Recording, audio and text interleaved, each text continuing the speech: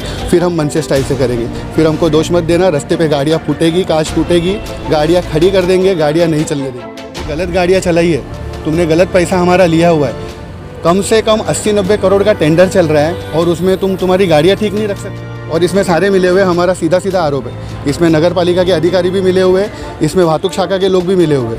अब उसको ढूंढ के निकालिए, 7 दिन में इस पर एक्शन लीजिए। मीरा भाईंदर शहर में महाराष्ट्र नवनिर्माण सेना की वाहतुक सेना हुई आक्रामक।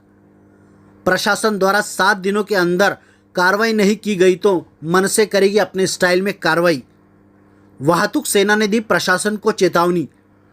मीरा भाईंदर महानगर पालिका में ठेका पद्धति पर चल रहे कचरे की गाड़ियों का फिटनेस सही नहीं होने के कारण शहर भर में कई हादसे हो रहे हैं, चाहे वो कचरे की गाड़ी से गिरने वाले पानी से हो या फिर एक्सीडेंट से। पिछले कई महीनों से महाराष्ट्र नवनिर्माण वाहतुक सेना द्वारा मनपा को पत्र व्यवहार किया जा रहा है, पर प्रशासन द्वारा कोई कार्रवाई नहीं की जा रही है।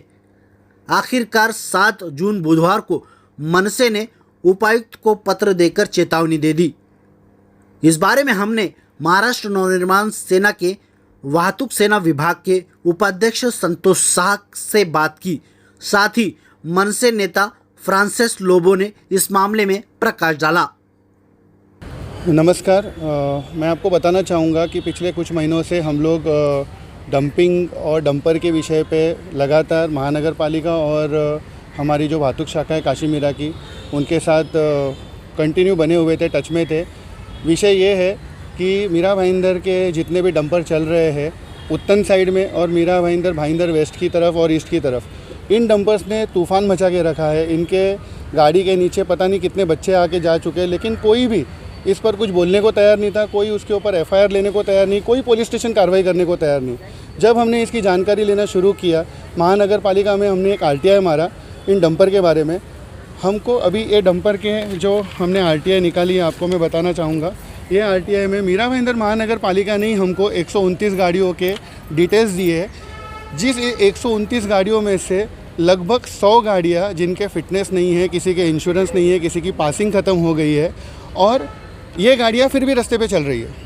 जब इसके बारे में हमने वाहतुक शाखा में भामे को जाके बताया, भामे से हम लोग पहले भी मिले थे, उन्होंने कार्रवाई का हमको आश्वासन दिया था, लेकिन कोई कार्रवाई नहीं हुई।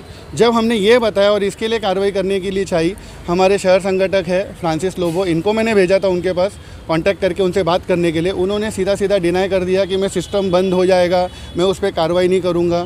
फिर फ्रांसिस लोबो ने मुझे फ़ोन पे बात करवा के दी उनसे, उनको मुझे बाकायदा प्रेशर डालना पड़ा, ये बोल के कि अगर आप कार्रवाई नहीं कर रहे हो तो मुझे ऊपर बात करनी पड़ेगी, मैं ऊपर से बात करके कार्रवाई कराऊंगा, क्योंकि ये इलीगल चल रही है। आपका काम है रोड पे अगर इलीगल गाड़ियाँ चल रही है तो उसको रोको, सीज़ करो।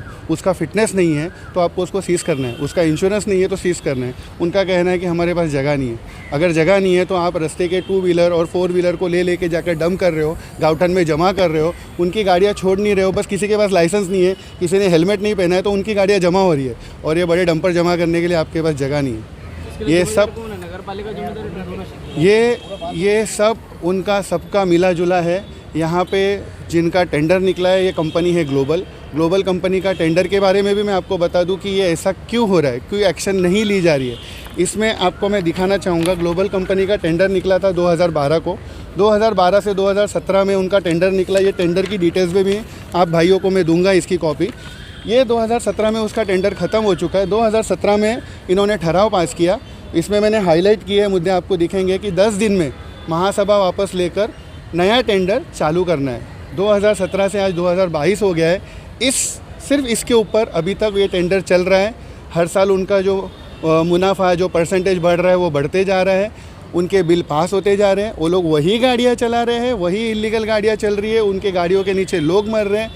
किसी का कोई एक्शन नहीं है, किसी का भी कोई एक्शन नहीं है। जब हमने ये चालू किया, जब उनसे मिलना चालू किया, अब वो लोग टेंडर की घाई कर रहे हैं। अब वो चाह रहे कि फटाफट टेंडर निकाले और उसी को वापस दे, जो कि फिर से एक बड़ा स्कैम है। और ये स्कैम नहीं होने के लिए आज हम आपके सबके सामने आए हैं। हमने आज आयुक्त से मिलने की कोशिश की, पर आयुक्त साहब आज है नहीं। हम उपायुक्त रवि पवार से मिले हैं, उनको हमने 7 दिन का अल्टीमेटम दिया है। अगर 7 दिन में उन्होंने इसको, हमारी 2 मांगे हैं। एक तो इस ग्लोबल कंपनी का सबसे पहले जो ठहराव है, टेंडर है, जो भी आपने बनाया है वो एग्रीमेंट कैंसिल करो। सेकंड है कि इसको ब्लैकलिस्ट करो, ये वापस टेंडर भरना ही नहीं चाहिए, क्योंकि ये हमारे साथ धोखा है। हम टैक्स पेयर्स हैं, हम पैसा भर रहे हैं और हमारा पैसा तुम खा रहे हो, फुकट में खा रहे हो।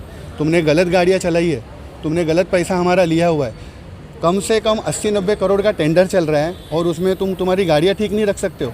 तुमने टेंडर में क्या लिखा है, कॉन्ट्रैक्ट में एग्रीमेंट क्या साइन किया है, वो एग्रीमेंट के हिसाब से तुम चल नहीं सकते हो। मतलब क्या है? और इसमें सारे मिले हुए, हमारा सीधा सीधा आरोप है। इसमें नगर पालिका के अधिकारी भी मिले हुए, इसमें वाहतुक शाखा के लोग भी मिले हुए। अब उसको ढूंढ के निकालिए, 7 दिन में इस पर एक्शन लीजिए।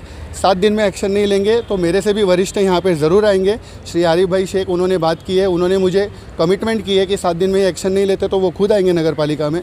और अगर उसके बाद भी नहीं आई फिर हम मनसे स्टाइल से करेंगे। फिर हमको दोष मत देना, रास्ते पे गाड़ियाँ फूटेगी, कांच टूटेगी, गाड़ियाँ खड़ी कर देंगे, गाड़ियाँ नहीं चलने देंगे। जय हिंद, जय महाराष्ट्र। मेरा नाम फ्रांसिस लोबो और मैं वातुक मनसे शहर अध्यक्ष हूँ मीरा भाईंदर का। जैसे सर ने आपको ये पूरा मुद्दा तो एक्सप्लेन कर ही दिया है। ये मुद्दा हम पिछले 6 महीने से वातुक शाखे से और नगर पालिका के साथ फॉलोअप में है। ये हमने रेज़ किया, पूरे इश्यूज़ इनको एक्सप्लेन किए। जब वातुक शाखे में जब हम बात करने जाते हैं तो वो हमें डाइवर्टिंग रिस्पॉन्सेस देते कि मैं अजित मुटे सर से बात करता हूँ, रवि पवार सर से बात करता हूँ। सो मतलब कहीं ना कहीं एक्शन से सभी डर रहे हैं।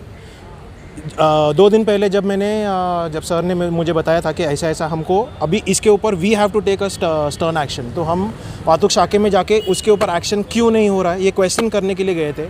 एंड उन्होंने हमें बोला कि हम एक्शन इसीलिए नहीं ले रहे ताकि लोगों का कचरा उठना चाहिए। मेरा एक ही सिंपल क्वेश्चन था, कचरा उठना इंपॉर्टेंट है कि किसी की जान बचाना इंपॉर्टेंट है? क्योंकि डंपर जिस हिसाब से उनके पेपर्स क्लियर नहीं है, इंश्योरेंस नहीं है, कुछ भी पेपर्स नहीं है, वो आए दिन यहाँ पर वेस्ट में एक बच्चे को उसने क्रश किया था, एक रिक्शा वाले को उसने क्रश किया था। मतलब लोगों की जान इंपॉर्टेंट है कि आप कचरा इंपॉर्टेंट बता रहे हो? तो इस चीज़ पे ऑलरेडी मन से एक्शन ले चुकी है। इसके ऊपर हमारे वरिष्ठ भी आने वाले हैं। अगर पालिका की तरफ से और वातुक शाखे की तरफ से कोई एक्शन ना हुआ तो हम हमारे स्टाइल में एक्शन तो डेफिनेटली लेंगे और सब आंदोलन का प्लानिंग हो चुका है।